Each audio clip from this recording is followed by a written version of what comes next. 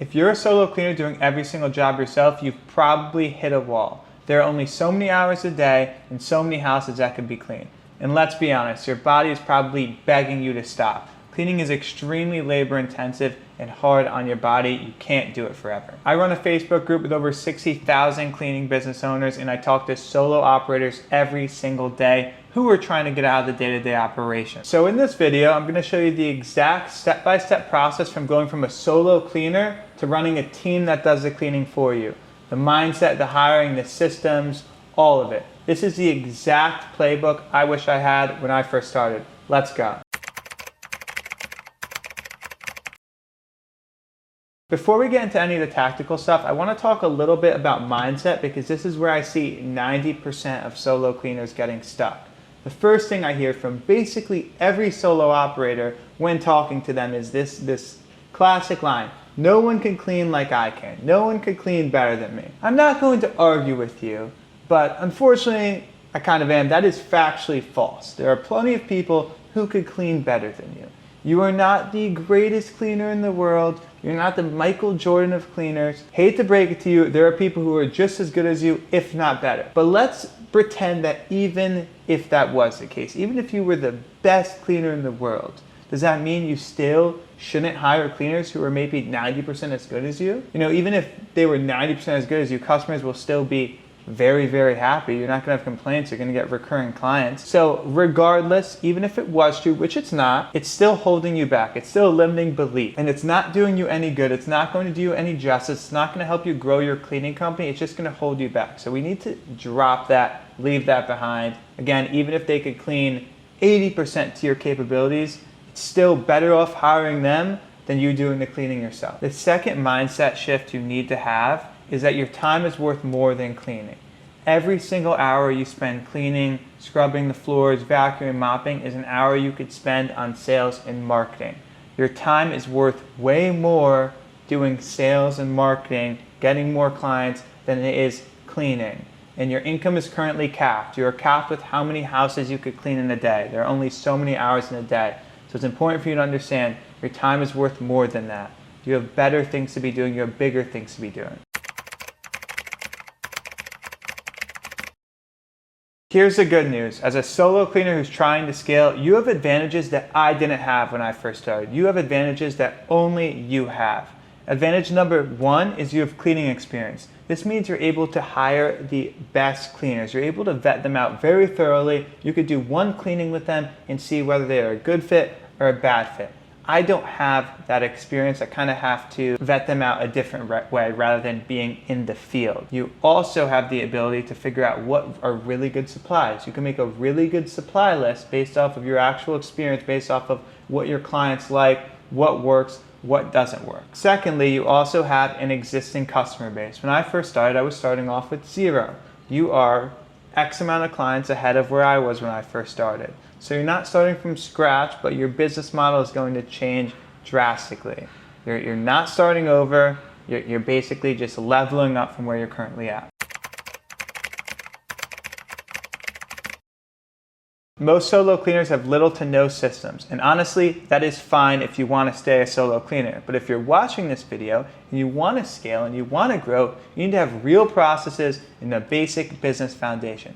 Here's exactly what you need. First, you need to have a legal and financial foundation. Set up your LLC, get an EIN number, open up a business bank account, get a general liability policy of $1 million. It's around $50 per month, depending on which broker you go with.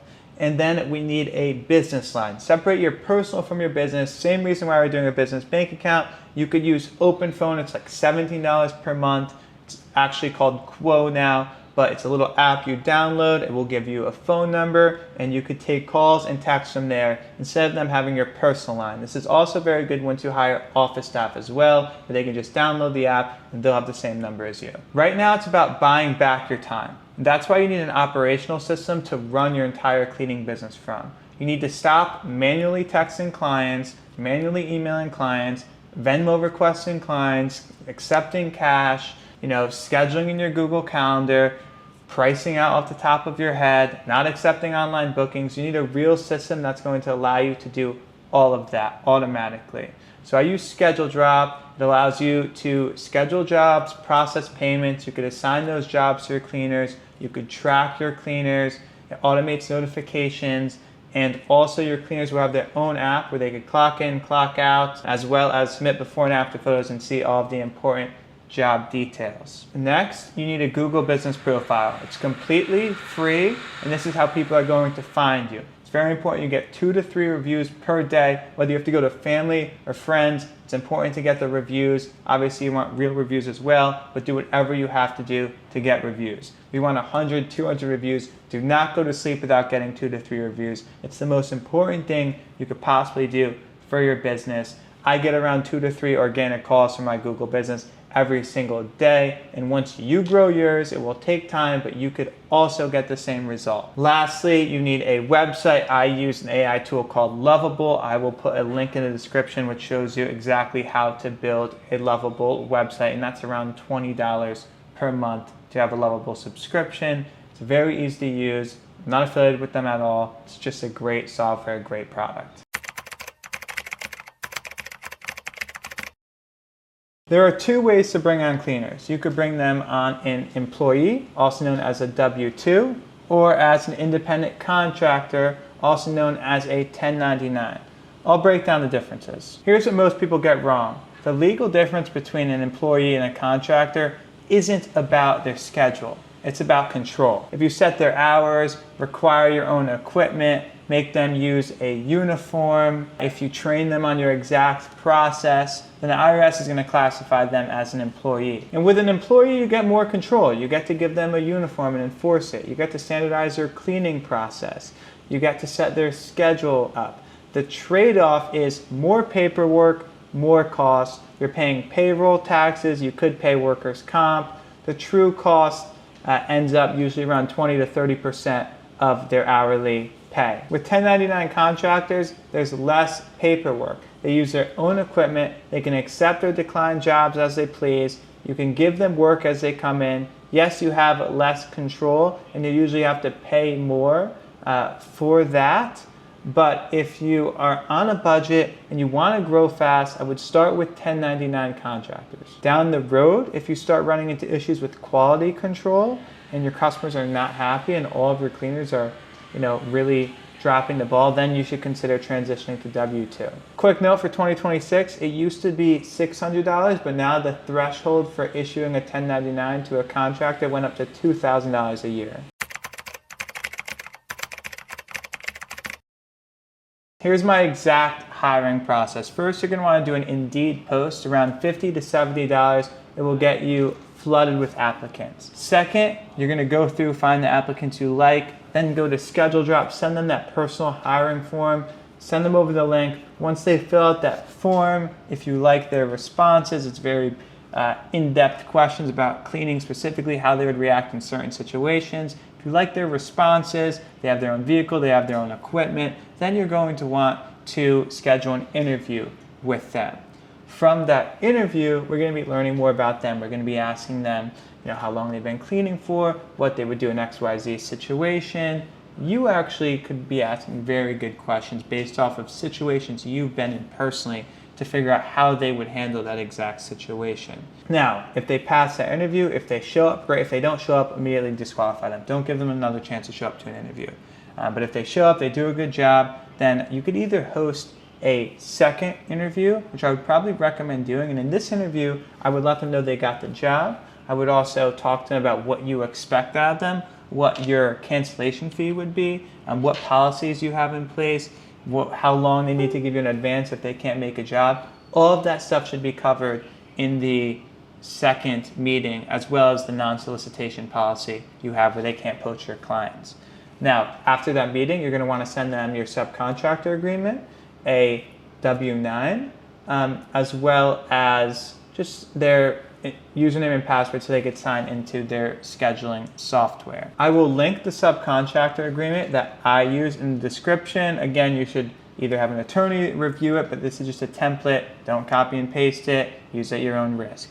Now, once that's complete, you're going to want to either schedule a working interview where you bring them to a client, or a test cleaning for friends and family. There are pros and cons to both. The pros for a working interview is you get to see firsthand how they clean, their equipment, meet them, introduce yourself, show them how you operate, how you clean. The con with that is you can't see if they're going to try to poach your clients. First, if you do a test cleaning, you can't see firsthand how they clean. You can't really teach them a little bit, teach them some tips and tricks, but you could see if they poach your client. You could theoretically do both, start with the test cleaning, and if they pass that, go to the working interview. That would probably be the most thorough hiring process. You're going to want to hire 2 to 3. Do not hire one cleaner and give them to all of your clients because they could bail, they could cancel on you. A lot of things could happen. Don't put all of your eggs in one basket. Now you're in a good place. You've got your cleaners hired, you've got your time back, you're still able to pay your monthly expenses without drowning. This is the whole point. That time doesn't go to relaxing though, it goes to sales and marketing. So now we need to focus on getting more clients and getting your cleaner schedules full. So first, I touched on this before, I'm gonna say it again, reviews. Get 2 to 3 reviews on your Google business profile like your life depends on it. It's the most important thing you could do. I cannot stress it enough if you can't tell by my tonality right now. Secondly, Google ads, local service ads. Pay-per-call, high intent, they're expensive but could be worth it. You have to convert them into recurring. If you don't convert them into recurring, you're not going to profit. Now, you could break even on the front end. They're very expensive now. It's not like how they used to be. It's not 2023. You could break even on the front end still, even with the high expense costs. But if you want to actually be profitable, you need to convert as many of those clients into recurring clients as possible, and that's how you grow the company.